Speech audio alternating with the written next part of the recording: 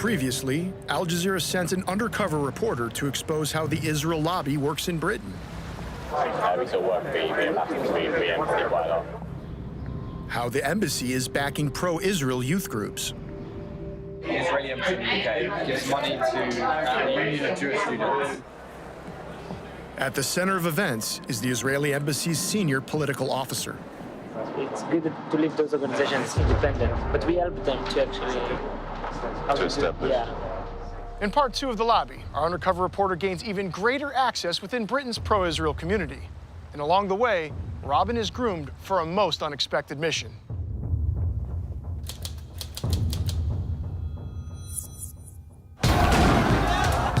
Following decades of violence, a new challenge has emerged to Israel's occupation of Palestinian lands, called BDS. BDS is here to stay! That's the global movement to boycott, divest, and impose sanctions on Israel and expose it as an apartheid state. The Israeli government has responded with a campaign to rebrand the country's image. The reason we should fight BDS is because it's wrong. It's a moral outrage.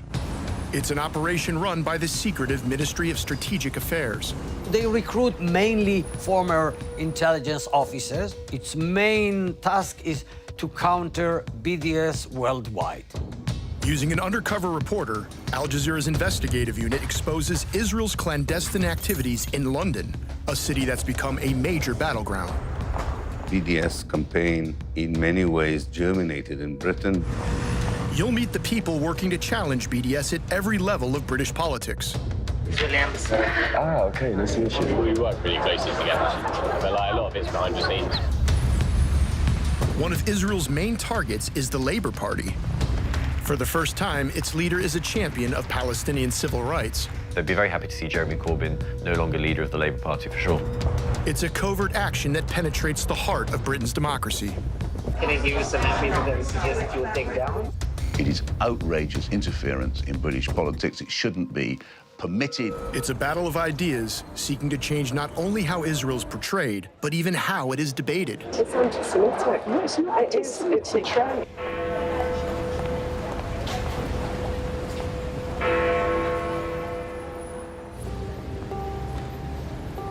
Our undercover reporter has held meetings with the senior political officer of the Israeli embassy in London. Shai Massoud wants Robin to help set up a new youth movement allied to Britain's Labour Party.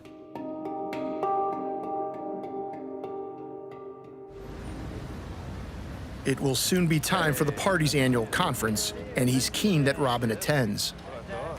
So we are going to be there a huge group. From the embassy, we're going to be like about 5 people.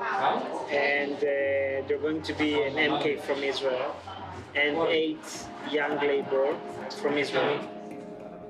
He suggests Robin liaise with the heads of other pro-Israel movements.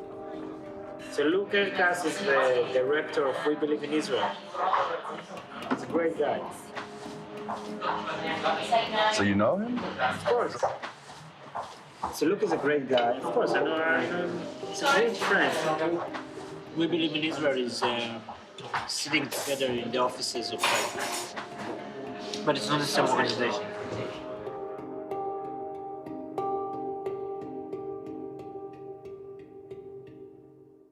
He's a great campaigner. He's one of the best in the inside, in all the party. Seriously, there's not a lot of people like him. And Luke asked him if he's keen to. Can I mention your name towards Luke? Yeah. Shai also suggests that Robin contact Michael Rubin to take forward the idea of attracting pro-Israel young people to Labour. Drop to Michael an email. And so I'm keen to do that. I just need your umbrella. And then you need a business card. That's it.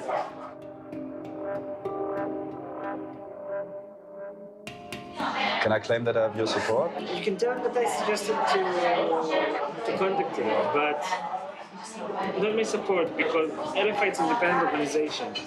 No one likes that someone is managing his organization. It's actually the first rule in politics.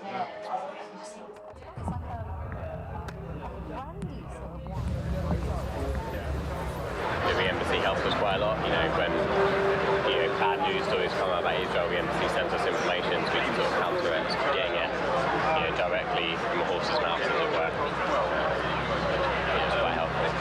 We work really closely together. But like, a lot of it's behind the scenes.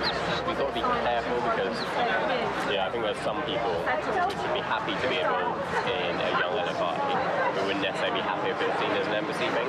So I think Shy helping with background, yes. So I think definitely keeping Shy up to date and letting him know what we're doing. I think we just have to be careful for it not to be seen as a young Israeli embassy, like we want it to be distinguished by itself. So like, we do work really, really closely together. So it's just publicly, we sort of try and keep LFI as a separate identity to the embassy because being LFI allows us to reach out to people who wouldn't want to get involved in the embassy. Keeping it as a separate thing is actually better for everyone because ultimately we've got the same end goal of getting more young people to be pro-Israel and understand the conflict. So it's just how you do it.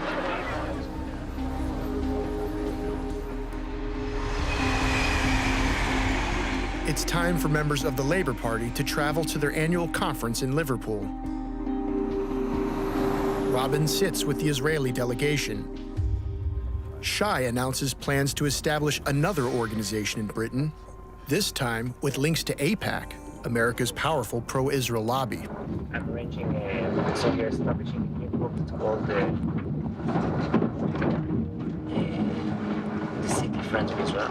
And basically we're doing like a small lunch with a congressman from America. I'm doing it with AIPAC. Our investigation has already established this Israeli diplomat's links to numerous political groups in Britain, including the parliamentary lobby group, the Labour Friends of Israel, or LFI. At the conference, Shai introduces our undercover reporter to LFI members at their stall. The Israeli diplomat advises the chair of the LFI about Robin's new role within her organization. So you just met. Yeah. Robin is volunteering to LFI as well. Oh, yeah? And he's doing trying to get the young people. Excellent.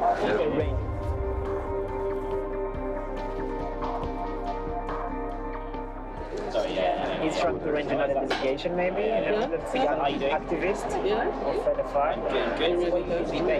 They discuss paying for influential MPs to take a government-run tour of Israel. What happened with the names that we put into the embassy? And just now got the money. It's more than £1 million. It's a lot of money. And then and now I got the money. So from Israel. So it's not physical. Yeah, it's improvement. And then I didn't think you had it in your bag. The government of Israel has already budget allocated to various ministries which can use it as they like to bring foreign delegations to Israel. It's part of the information campaign, you may call it propaganda campaign. The deputy Israeli ambassador to the UK arrives at the stall and is introduced to our undercover reporter. This is Robin. He's volunteering now in the LFI to bring young people to do young LFI. And he's a young baby as well. And young baby as well. I hope that doesn't mean you're getting rid of us older ones. Oh, no, it's not older baby. Would you like? Oh, sorry. Shai networked with pro-Israel labor activists. He offered assistance to the Jewish Leadership Council, an influential umbrella group of Jewish organizations in Britain.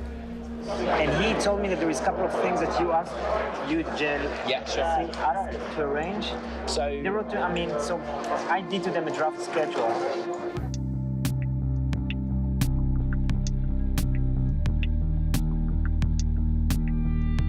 My understanding is it was just more of an offer from us to them to help facilitate anything they need with some suggestions of what to do. But I don't know anything more than that at this point. They were amazing. They basically said, Shai, do whatever you want to do. That's good. And I love when people do that. While in Liverpool, Shai's confidence in Robin grows. The Israeli diplomat even goes so far as to introduce him as the chairman of the Young Labor Friends of Israel. It's Young LFI, chairman. Okay, nice to meet you. Establishing now the LFI part of the youngsters. I'm Young LFI. Yeah, good. And Shai is the head of the delegation. Hi, Ruben. Karen. Nice to meet you. And it's establishing now Young LFI. Oh, you're heading up the Young LFI. Yes,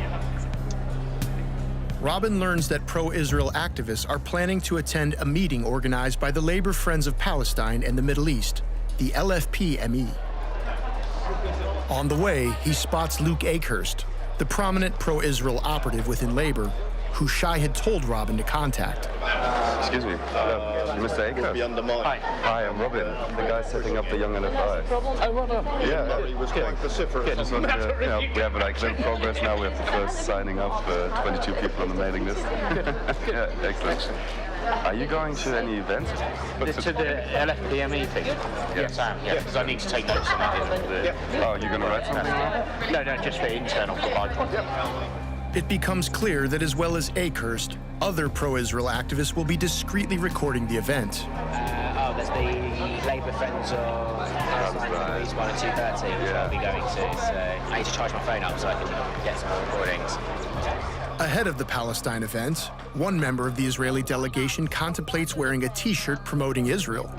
That's great. She's dying for some action. Yes, it's good. I wouldn't if I were you. You wouldn't if you were me. Well, I mean, Akehurst is going to write a report anyway. These are our spies. Oh, right. Which is why you can't wear that T-shirt, because then everyone... Yeah, when people shout at you. Well, you know, I was an intelligence officer, so... Oh. For years. I can get the intel for you, no worries. While the Palestine event passed without incident, controversy did follow a private training session organized by the Jewish labor movement. My name's Mike Katz. I'm one of the White National Vice Chairs of the Jewish Labour Movement. Mike Katz works under Jeremy Newmark, the chairman of the Jewish labor movement. Newmark recently appointed Ella Rose as the JLM's new director. Of today's session is confronting anti-Semitism and engaging Jewish voters. The training session was arranged following allegations of anti-Semitism within the Labour Party. It became a highly publicized matter for Jeremy Corbyn after an incident involving the former mayor of London. A Nazi apologist. A Nazi apologist. You're a disgusting Nazi apologist, Livingstone. A barrister, Shami Chakrabarti, launched an inquiry and concluded that despite an occasionally toxic atmosphere, anti-Semitism was not endemic within the party. Anti-Semitism as a phenomenon across the world. Here's some examples. 1992, Buenos Aires, Israeli embassy, 29 killed, 242 injured. 2012, the Toulouse school attack, 4 killed. Obviously, 2014, shortly after the awful attack in the supermarket in Paris. The private JLM training session was about to have very public consequences for one attendee. At the start, it seemed relatively relaxed. It was simply a training session. And I think some of us had gone along there with the idea that it was kind of strange because in some ways this was going against what Shami Chakrabarti had actually advised. So we wanted to see what was going on. The CSC, the Community Security Trust, they recorded 557 anti-Semitic incidents across the UK in the first 6 months of 2016.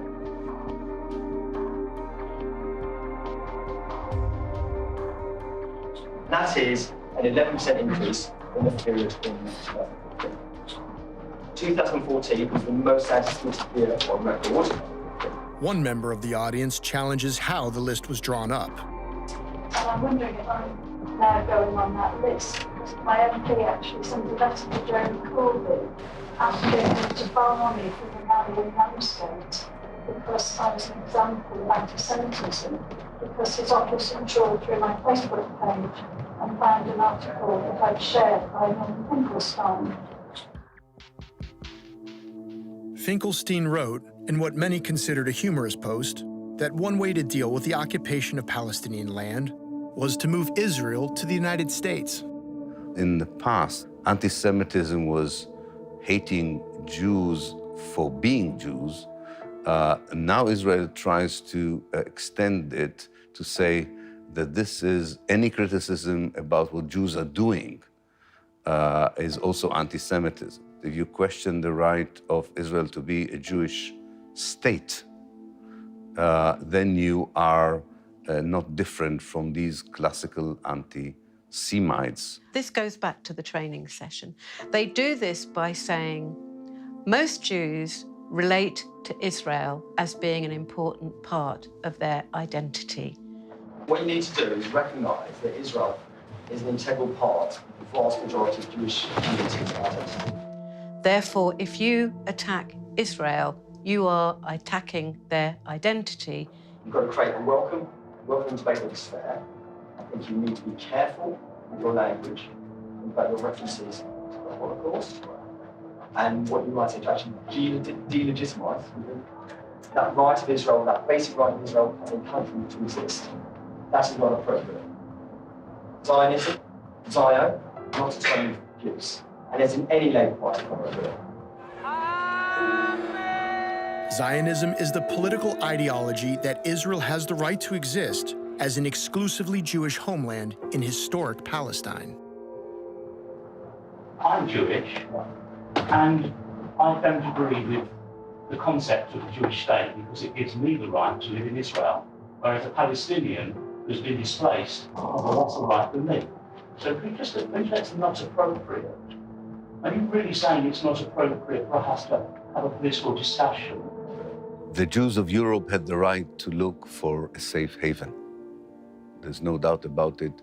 When they were persecuted by anti-Semitic governments and movements, and definitely the Jews had to save themselves when this anti-Semitism has turned into the Nazi machine of destruction and genocide. The question is, do people who were persecuted in Europe have the right to displace people of another place? Can the abused become an abuser? You are saying effectively that Zionism, is not open to debate as a concept, then that is really worrying. Anti-Semitism, like any form of racism, is deplorable. And my feeling about how to tackle this is for Jews to be standing boldly and squarely alongside our black comrades, our Muslim comrades, who are much more at the moment the target of racism than people at the moment we are. As well as our undercover reporter, someone else was secretly recording the debate. I'm laughing because by the time the row actually broke out, I was on my way home. I mean, none of us thought anything about this training session. I was in the car and suddenly I started to get these tweets coming through to me and these phone calls from the BBC. A secretly recorded clip was leaked to a news outlet. What was actually leaked were certain little segments that would be as controversial as possible. In terms of Holocaust Day, I would also like to say, wouldn't it be wonderful if Holocaust Day was open to all people who've experienced Holocaust? And if the Jews... As soon as I spoke, if you like, there was a ripple in the room. And I was just constantly interrupted. Well, actually, in practice, it's not actually circulated and advertised. It is. Can I also... on the website? Can I just suggest... I'm not just Jewish, I am black.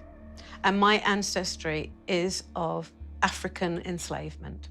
Only this year, I spoke at Slavery Remembrance Day, and I spoke to a crowd in Trafalgar Square about the African Holocaust, and that is what we call it.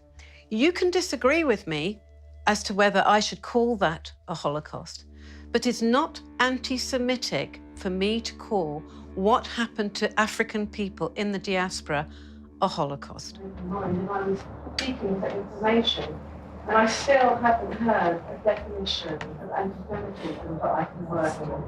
How it was reported and how it was tweeted was I was basically saying, I can't find anywhere a definition of anti-Semitism to work with. That's total nonsense. I'm an anti-racist trainer. I've been an anti-racist trainer for 40 years. I've been fighting fascists and anti-Semites on the streets for decades. The incident caused uproar in the British media. The Board of Deputies of British Jews called Walker an unapologetic Jew baiter. Walker was suspended from the Labour Party pending an investigation. Shortly afterwards, Robin meets the embassy's senior political officer. What do you think of that woman, Jackie Walker? Yeah, she's problematic. What can I do? Do not let it go. And report every time she... Not just horrified. Yeah. Do not let it go. That's the key.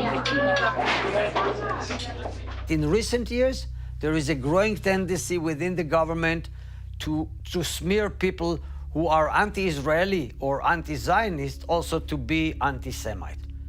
But not all anti-Israelis and anti-Zionists are anti-Semite. On the contrary. If they accuse anybody of anti-Semitism, it's basically as bad as kind of accusing somebody of being a paedophile or a murderer, you know, and it's really hard to come back from that.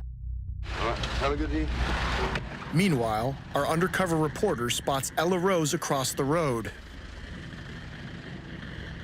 News had broken of Ella's former job at the Israeli embassy, which had not been widely known. She's in tears because of what she considers anti-Semitic harassment. You're right. It's been a tough week. Sorry to hear that. It's all right. Essentially, Electronic Intifada released that I worked at the embassy before JLM, and Jackie Walker's been slamming me online all week, and I just had to stand in front of her. It was really hard. It was over. I'm gonna go run a rally, so you. You. The anti-Semite lot of them. Oh my God. When our undercover reporter next met Ella, she had regained her composure. I saw Jackie Walker on Saturday and thought, you know what, I can take her. She's like 5'2" and tiny. That's why I can take Jackie Walker. Charles McGrath training.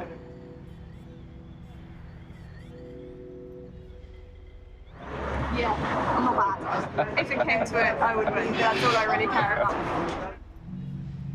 Oh my gosh. Well, that says it all. I mean, you know, I don't even speak about people like that in that way, that you would take somebody out. And she's speaking about another Jewish Labour member in this way. I think that's breathtaking. It's absolutely breathtaking. I'm just stunned. The report that Ella worked at the Israeli embassy had appeared in the Electronic Intifada, a pro-Palestinian news website. Ella Rose had been working for a year at the Israeli embassy in London, something that wasn't widely known at all, that had been, as far as I could ascertain, had been essentially covered up. Ah, that's a Winstanley! He was the one that wrote the douchey things about me. He's in bed. They know they can't win when the debates are open, so they have to do these things behind closed doors. So when I'm outing her as an officer at the Israeli embassy and she didn't want that to be publicly known, yeah, she's not going to like that. She's going to lash out. Look, at the end of the day, these people are sad tosses. Completely pathetic. And leave them in their corner where they belong. I'm very over them and their existence. As far as I'm concerned, they can go down a hole. She's worked for the Israeli state. The Israeli state talks about a war against organizations like us. It is a threatening thing to hear about, absolutely. What we need to have is some investigation of this from the Labour Party, and I will be making a formal complaint against both Ella Rose and the Jewish Labour movement. Happens. people are going to hate me no matter what, and they're always going to find something. It was all very anti-Semitic, to be honest. I'm a Zionist, too, thank God.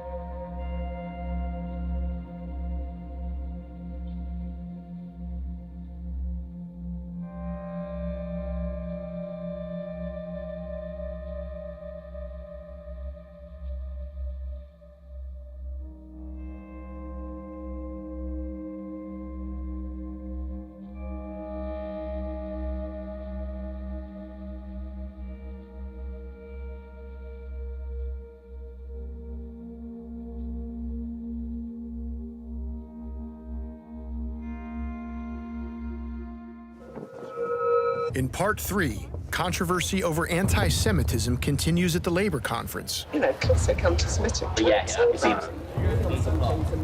And a warning from the Israeli ambassador to pro-Israel supporters in Britain. The fashion is, if you were on the left today, you are probably very hostile to Israel, if not anti-Semitic.